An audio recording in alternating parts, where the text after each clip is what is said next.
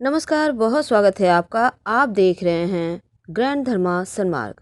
मार्गशीर्ष पूर्णिमा और दत्तात्रेय जयंती, जो दोनों ही एक ही दिन मनाई जा रही है, और इस दिन का शुभ संयोग आपके भाग्य को बदल सकता है।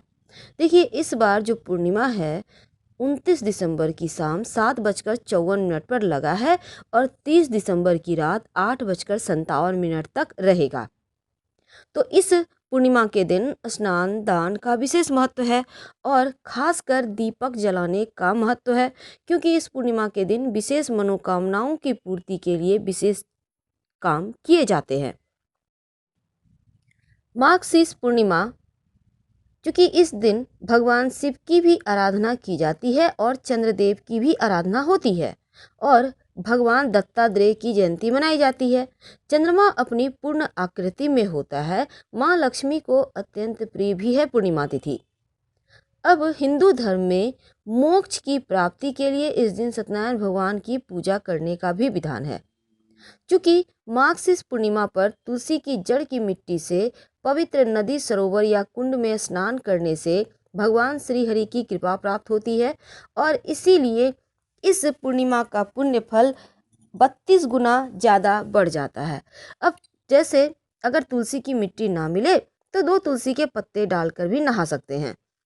इस पूर्णिमा के दिन चूँकि बहुत ही शुभ संयोग बने हैं, इसीलिए आप अपने घर के मुख्य दरवाजे पर आम के पत्तों का बंधनवार जरूर लगाइएगा। सुबह सुबह उठिए और स्नान वगैरह करके इस काम को करें। अपने घर की सफाई फिटकरी मिले हुए पानी से या नमक मिले पानी से करवाएं। इसके बाद घर के मुख्य दरवाजे पर दाहिने तरफ एक बर्तन में जल यानी पानी और उसमें 2-4 गुलाब की पंखुड़ी मिल जाए तो रख दे, नहीं तो गेंदे की पंखुड़ी भी रख सकते हैं। और ये अगले दिन हटाइएगा। इसको यूं ही यहाँ पे रहने दें, अगले दिन या 1 सप्ताह के बाद भी हटा सकते हैं। और जहाँ पर ये पात्र में आप रखेंगे इसको, इस पात्र के नीचे एक स्वस्तिक बनाकर फूल थोड़ा सा बिछा दें। फिर उसके पास बर्तन रखेंगे और फिर भगवान का आप पूजा करें। ओम नमो नारायणाय कहकर भगवान का आवाहन करें। फिर उन्हें पुष्प, फल, बेलपत्र सब अर्पित करें, जो भी आपने भोग के लिए रखा है।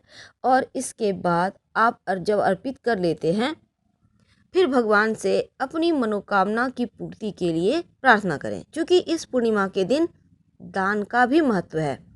धर्मानुसार पूर्णिमा तिथि के दिन भगवान शिव, चंद्रमा दोनों की पूजा होगी और सत्यनारायण कथा सुनने से अखंड साम्राज्य की प्राप्ति होती है। इस दिन गरीब या जरूरतमंद को दान देने का विधान है। इससे पूर्वजों को मुक्ति मिलती है और सच्चे मन से अगर विधि विधान से आप पूजा करें तो मोक्ष की प्राप्ति होगी। इस दिन पूर्णिमा तिथि के दिन तामसिक भोजन जैसे लहसुन, प्याज, मांसाहार, मादक वस्तु, शराब से दूर रहें। दिन में मत सोइए और झूठ मत बोलिए। मार्गशीर्ष पूर्णिमा पर भगवान सत्यनारायण की पूजा और कथा की जाती है और इसीलिए इस दिन पूजा स्थल पर वेदी बनाकर आप चाहें तो हवन भी कर सकते हैं। पूर्णिमा के दिन आपको, चूंकि हमने टॉपिक रखा है अपने घर में एक दिया जला दें, आखिर वो दीपक कहाँ जलाएं? आइए सबसे पहले हम ये जानते हैं, फिर आगे की चर्चाएं जारी हैं कि अगर शत्रु विरोधी परेशान करे तो इस पूर्णिमा के दिन क्या उपाय करें। तो पहली बात, इस मार्गशीर्ष पूर्णिमा के दिन तुलसी जी की पूजा जरूर की जाएगी। शाम के समय तुलसी के पौधे के पास एक सरसों के तेल का दिया जलाएं। याद रखिए, सरसों के तेल का दीपक जलाइए, उसमें एक पीली कौड़ी रख दें। ऐसा करने से माँ लक्ष्मी प्रसन्न होंगी, धन की वृद्धि होगी। बाद में जब दीपक शांत हो जाए, इस पीली कौड़ी को उठाइए, उसको पोंछिए, धोना नहीं है, पोंछ कर उसको संभाल कर लाल कपड़े में बांध के रख ले। जो दीपक है उसको आप चाहें तो घर में कहीं साइड में रख दें या फिर आप मिट्टी में दबा दें। तुलसी, चूंकि यहाँ पर भगवान श्री हरि शालिग्राम की भी पूजा होगी, तो ऐसा करने से घर में सुख समृद्धि बढ़ती है। अगर आपका विवाह नहीं हो पा रहा है, तब शालिग्राम भगवान को जनेऊ अर्पित करें तो आपकी मनोकामना इस पूर्णिमा के दिन करने से पूरी हो जाती है। इस दिन चूंकि सत्यनारायण भगवान की कथा की जाती है और थोड़े से दक्षिणा जरूर भगवान को अर्पित कीजिएगा, इस बात का ध्यान रखें। पीपल के नीचे, चूंकि पूर्णिमा के दिन पीपल के वृक्ष की भी नीचे दिया जलाया जाता है, तो आप यहाँ पर सरसों का तेल का दिया जलाएंगे। उसमें 1 चुटकी काला तिल या काली उड़द डालकर माँ लक्ष्मी आपके ही साथ आपके घर आएंगी, क्योंकि पीपल के पेड़ में माँ लक्ष्मी का निवास होता है। इस दिन अगर सुहागिन स्त्रियों को लाल रंग की जो महिलाएं हैं, सुहागिन महिलाएं लाल रंग के कपड़े पहन के पूजा करें भगवान की, तो पति की आयु लंबी होती है और घर में खुशियां आती हैं। क्योंकि मार्च इस महीना का इस बार पूर्णिमा का खास संयोग बना है, जो पूरे 159 साल के बाद आया है, इसीलिए आज के दिन संभव हो तो गुलाब के इत्र की सीसी माँ लक्ष्मी को अर्पित करें और पूरे साल इस इत्र का व्यवहार आप खुद करें। अपने नाभि पर लगा सकते हैं, अपने कलाई पर लगा सकते हैं। आपके काम में तरक्की होगी, आपका भाग्योदय होगा। अगर आपको लगता है जीवन में ज़्यादा कष्ट है धन के मामले में, तब 2 हल्दी की गांठ श्री हरि की पूजा के समय उनको अर्पित कीजिएगा, तो इससे आपके जीवन के कष्ट मिट जाएंगे, कम हो जाएंगे। माना जाता है अगर जो माँ लक्ष्मी हैं उनको नियमित रूप से 1 बेलपत्र भी अर्पित किया जाए तो घोर से घोर दरिद्रता भी समाप्त हो जाती है। 1 बेलपत्र यानी कि अगर आपको ना मिले तो 1 भी चलेगा, वैसे आपकी इच्छा है, आप जितना चाहें उतना उन्हें अर्पित कर सकते हैं। भगवान श्री हरि के सबसे जो पसंदीदा चीज़ है वो है मोरपंख। आप इस पूर्णिमा के दिन लाकर उनके माथे पर सजा सकते हैं। अगर पहले से सजाया हुआ है तो गणेश जी के माथे पर सजा दें, या चूँकि बुधवार का दिन है, या अपने घर के डाइनिंग एरिया में उसको अच्छे से फ्रेम करके रख लें। माना जाता है मोर पंख आपके घर में रहेगा तो निगेटिव एनर्जी प्रवेश नहीं करेगी और ना ही किसी की बुरी दृष्टि, बुरी हाय आपको लगेगी। इस दिन शत्रु मुक्ति पाने के लिए विशेष प्रयोग भी किए जाते हैं। अगर शत्रु घर का हो या बाहर का हो, कोई भी स्थिति में आप ये प्रयोग करें, आपको लाभ होगा। क्या करेंगे? आपको चाहिए होगा 1 भोजपत्र, 1 अनार की कलम, अष्टगंध और शहद की शीशी। कांच की शीशी ही लेना है, शहद की छोटा सा लीजिए, ज़्यादा बड़ा नहीं लेना है। अब मान लेते हैं आपके पास भोजपत्र नहीं है, तब आप सफ़ेद कागज़ ले लें, वही कागज़ जिसमें मैथ बनाया जाता है।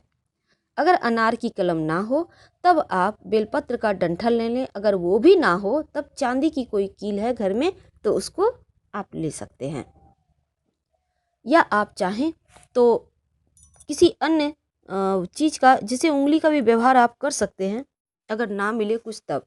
अब ये जो अष्टगंध है, अगर अष्टगंध भी नहीं है तब कुमकुम ले लीजिएगा या हल्दी ले लीजिएगा, लेकिन संभव हो तो अष्टगंध की व्यवस्था करें। अब इस अष्टगंध या कुमकुम हल्दी जो भी आपने लिया है उसमें थोड़ा सा पानी डालकर उसको गीला करें। अब इस कागज या फिर भोजपत्र पर आप अपने तमाम शत्रुओं का नाम लिख दें। जितने भी शत्रु हैं, 1 2 3 4 5 6, सबके नाम लिख दें और इस बीच गायत्री मंत्र पढ़िए, क्योंकि गायत्री मंत्र महामंत्र है। या फिर आप चाहें तो नमः शिवाय का जप कर सकते हैं। शिव जी हर दुश्मनों से रक्षा करेंगे। फिर आप इस कागज़ पे सबका नाम लिख लें और इसको मोड़े 7 बार, याद रखिए 7 बार मोड़ना है। और ये जो शहद की शीशी है इसमें इस कागज़ को अंदर तक टीप कर दें, एकदम अंदर, ऊपर नहीं रखना है। इसके बाद ढक्कन बंद करें और इसको अपने घर के किसी अंधेरे कोने में रख दें, या फिर आप कहीं छिपा कर रख दें, या आप कहीं मिट्टी में गड्ढा करके उसको दबा दें। ऐसा करने से शत्रु विरोधी शांत हो जाएंगे, चाहे वो कोई हो, आपका अपना हो, पराया हो, आपके पड़ोसी हों, आपके ऑफिस के हों, आपके व्यवसाय स्थल के हों, या फिर आपके घर के ही लोग हों। तो ये शत्रु मुक्ति पाने का ये सबसे चमत्कारिक उपाय है और ये उपाय कभी खाली नहीं जाता। तो आप शत्रुओं से मुक्ति पाना चाहते हैं तो इस छोटे से चमत्कारी उपाय को करें। और जब आप ये उपाय करेंगे, आप पूर्णिमा तिथि में ही करेंगे, जैसे कि पूर्णिमा तिथि 9 बजे रात तक है, तो आप उस समय तक कर लीजिए। और जब कीजिएगा, बातचीत करना, टोका टोकी करना मत कीजिएगा, बिल्कुल शांत रहकर। आपका फेस पूरब दिशा में हो, अपने घर के पूजा स्थान पे ही बैठे, क्योंकि वहाँ से ज़्यादा अच्छा दिशा और कुछ हो ही नहीं सकता। वहाँ पर सकारात्मक ऊर्जा बहती है, तो वहीं पर प्रयोग कीजिए और भगवान से प्रार्थना कीजिए कि शत्रु विरोधी हमें परेशान ना करें, उनकी बयानी में, उनकी सोच में मिठास दे दो। छोटा सा प्रयोग है लेकिन काम करेगा। और इस पूर्णिमा के दिन दीपक जरूर जलाइएगा, तुलसी के नीचे, पीपल के नीचे। अगर पीपल के पेड़ आसपास ना हो तब ऐसी दशा में आप अपने घर के मुख्य दरवाजे पर दिया जला सकते हैं, ये भी उतना ही फल देगा। वैसे तो इस पूर्णिमा पर घर के छत पर भी दिया जलाने का विधान है। फिलहाल हम आपसे विदा लेंगे। हर हर महादेव।